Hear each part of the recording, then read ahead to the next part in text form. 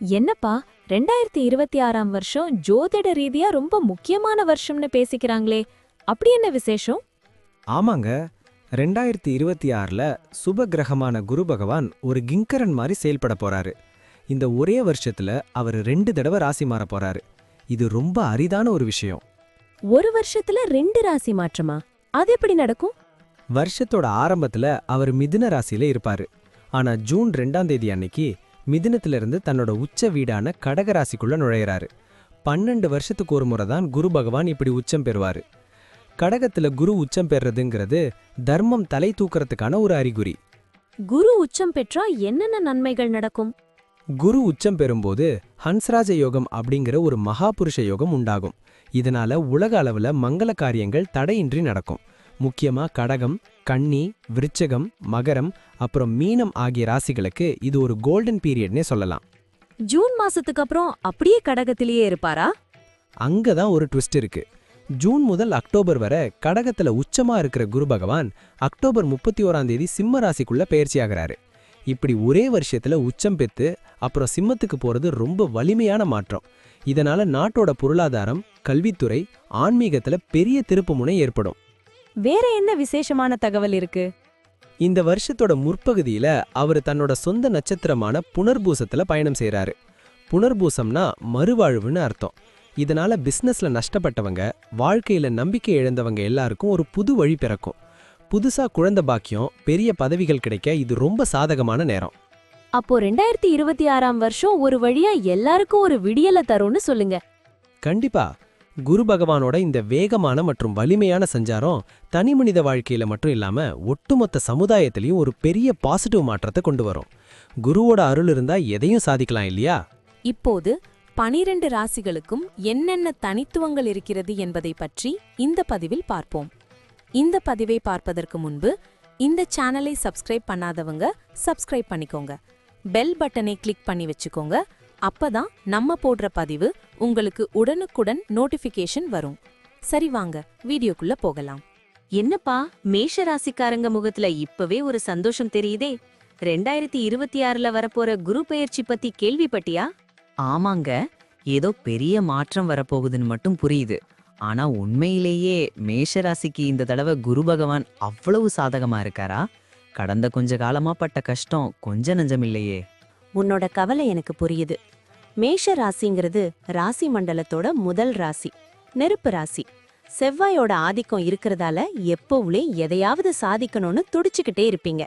ஆனா இவ்ளோ நாள் உழைப்புக்கு ஏத்த அங்கீகாரம் இல்லைங்கிற வருத்தம் இருந்துச்சுல்ல, அதுக்கு ஒரு முற்றுப்புள்ளி வைக்க தான் இந்த குரு பெயர்ச்சி வருது. 2026ல குரு பகவான் தன்னோட உச்ச வீடான கடக ராசிக்கு வராரு. உச்சம்னா பலம் அதிகம்னு சொல்லுவாங்க இல்லையா? அது மேஷராசிக்கு எத்தனையாவது இடத்துல அமையுது? கரெக்ட். மேஷ ராசிக்கு இது 4ஆம் இடம். இத சுகஸ்தானம்னு சொல்லுவாங்க. ஒரு சுப கிரகம் உச்சம் பெற்று 4ல் அமர்றது ஒரு மகா யோகம். அங்கிருந்து குரு பகவான் உன்னோட 8, 10, 12ஆம் இடங்களை பார்க்க போறார். இது வெறும் பெயர்ச்சி இல்ல, ஒரு பொற்காலம்னே சொல்லலாம். சூப்பர். அப்போ குடும்பத்துல இருக்கிற சின்ன சின்ன சண்டைகள், மனஸ்தாபங்கள் எல்லாம் சரியாயிடுமா? கண்டிப்பா. சுகஸ்தானம் பலப்படுறதால குடும்பத்துல இனிமை கூடும். பிரிஞ்சிருந்தவங்க ஒன்னு சேருவாங்க. முக்கியமா உங்க அம்மாவோட உடல் நலத்துல நல்ல முன்னேற்றம் இருக்கும். அதோட பல வருஷ கனவான சொந்த வீடு, நிலம் வாங்குறது இந்த பீரியட்ல நடக்கும். வாடகை வீட்ல இருந்து சொந்த வீட்டுக்கு மாறணும்னு நினைக்கிறவங்களுக்கு இது சரியான நேரம். வீட்டை பத்தி சொல்லிட்டீங்க. சரி, வேலை, தொழில் நிலைமை எப்படி இருக்கும்? இப்போ இருக்கிற சூழல்ல அதுதான் பெரிய சவாலா இருக்கு. அங்கதான் ஒரு பெரிய மேஜிக் நடக்குது. குரு பகவான் தன்னோட 7ஆம் பார்வையால உன்னோட 10ஆம் வீடான தொழில் ஸ்தானத்தை பாக்குறார். தொழில்ல இருந்த மந்த நிலை காணாம போகும். புதுசா பிரான்ச் ஆரம்பிக்கலாம், புது அக்ரிமெண்ட் போடலாம். வேலை பாக்குறவங்களுக்கு பதவி உயர்வு, கை நிறைய சம்பள உயர்வு எல்லாம் தேடி வரும். இதுவரைக்கும் பின்னாடி நின்னு வேலை செஞ்ச நீங்க இனிமே ஒரு டீம் லீடரா முன்னாடி நிப்பீங்க. கேட்கவே சந்தோஷமா இருக்கு. ஆனா இதெல்லாம் செய்ய பணம் வேணுமே. பணப்புழக்கம் எப்படி இருக்கும்? கடன்கள் எல்லாம் அடையுமா? தாராளமா. குருவோட பார்வை 8 மற்றும் 12ஆம் இடங்கள்ல விழறதால எதிர்பார்க்காத இடத்துல இருந்து பணம் வரும். வராதுன்னு கைவிட்ட பணம் கூட வசூலாகும். பழைய கடன்களை அடைச்சிட்டு நிம்மதியா தூங்குவீங்க. ஆனா ஒண்ணு, சுப செலவுகள் இருக்கும். அதாவது வீடு கட்டுறது, தங்கம் வாங்குறதுன்னு முதலீடு சம்பந்தமான செலவுகள் வரும். ஷேர் மார்க்கெட், ரியல் எஸ்டேட்ல இருக்கிறவங்களுக்கு இது ஒரு அறுவடை காலம்னே சொல்லலாம். நிம்மதி. அப்போ ஆரோக்கியம், மன அழுத்தம் காரணமா நிறைய பேருக்கு உடம்பு சரியில்லாம போகுதே. மனசு சந்தோஷமானாலே உடம்பு சரியாயிடும்ல. 4ஆம் இடத்து குரு மன அமைதியே தருவார். நாள்பட்ட வியாதிகள், முக்கியமா பிபி, சுகர் எல்லாம் ஒரு கண்ட்ரோலுக்கு வரும். முகத்துல ஒரு புது பொலிவு தெரியும், தேஜஸ். எங்க வீட்ல குழந்தை செல்வம் இல்லாம ஒரு தம்பதி இருக்காங்க. அவங்களுக்கு ஏதாவது நல்ல செய்தி இருக்கா? அப்புறம் பசங்களோட படிப்பு? நிச்சயமா, குழந்தைக்காக காத்திருக்கிறவங்களுக்கு அழகான அறிவுள்ள குழந்தை பிறக்கும். ஏற்கனவே குழந்தைங்க இருக்கிறவங்களுக்கு அவங்க மூலமா பெருமை கிடைக்கும். மாணவர்கள் நல்ல மார்க் எடுத்து விரும்பின காலேஜ்ல சேருவாங்க. முக்கியமா 12ஆம் இடத்து பார்வையால ஹையர் ஸ்டடீஸ்க்கு வெளிநாடு போகணும்னு நினைக்கிற மாணவர்களுக்கு இது ஒரு வரப்பிரசாதம். ஆமா, வெளிநாடு யோகம் பத்தி சொல்லவே இல்லையே. ஆன்மீக பயணங்கள் ஏதாவது இருக்குமா? இருக்குமே. காசி, ராமேஸ்வரம்னு புண்ணிய ஸ்தலங்களுக்கு போவீங்க. பிசினஸ் விஷயமா அடிக்கடி வெளிநாடு, வெளியூர் பயணம் போகிறதுக்கும் அங்கேயே செட்டில் ஆகிறதுக்கும் கூட நிறைய வாய்ப்புகள் வரும். புது மனிதர்களோட அறிமுகம் உங்க வாழ்க்கையை அடுத்த கட்டத்துக்கு கொண்டு போகும். மொத்தத்துல மேஷராசிக்கு இது ஒரு ரீபர்த் மாதிரி தான் தெரியுது. இதுக்கு ஏதாவது பரிகாரம் இல்ல வழிபாடு செய்யணுமா? பெருசா ஒண்ணும் இல்ல. குரு பகவானுக்கு உகந்த வியாழக்கிழமை தட்சிணாமூர்த்திக்கு மஞ்சள் பூக்களால அர்ச்சனை பண்ணுங்க. உங்களால முடிஞ்சா ஏழை எளியவங்களுக்கு கொண்டக்கடலை தானம் கொடுங்க.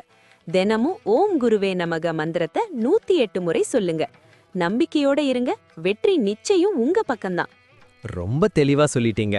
பயமா இருந்த மனசுக்கு இப்போ ஒரு பெரிய தைரியம் கிடைச்சிருக்கு. ரொம்ப நன்றி. மகிழ்ச்சி. இந்த தகவல் உங்க மேஷராசி நண்பர்களுக்கும் பயனுள்ளதா இருக்கும். அவங்க கிட்டயும் இத பகிருங்க. அடுத்த பதிவுல சந்திப்போம். நன்றி. இப்ப நான் சொன்ன அனைத்து விஷயங்களும் பொது பலன் மட்டுமே. உங்களுடைய சுய ஜாதக அடிப்படையில் சில விஷயங்கள் மாறுபட்டு நடப்பதற்கு வாய்ப்புகள் உண்டு. இருந்தாலும் பெரும்பாலான விஷயங்கள் நான் கூறியபடியே உங்க வாழ்க்கையில் நடைபெறும். இந்த வீடியோ உங்களுக்கு பிடித்திருந்தால் லைக், ஷேர் மற்றும் சப்ஸ்கிரைப் செய்யுங்கள். பக்கத்தில் உள்ள ஆல் பட்டனை கிளிக் பண்ணி வைத்துக் கொள்ளுங்கள். அப்பொழுதுதான் நாங்கள் போடும் வீடியோ உங்களுக்கு உடனுக்குடன் நோட்டிஃபிகேஷன் வரும். உங்களுடைய எதிர்கால வெற்றிக்கு என்னோட வாழ்த்துக்கள். நன்றி. வாழ்க வளமுடன்.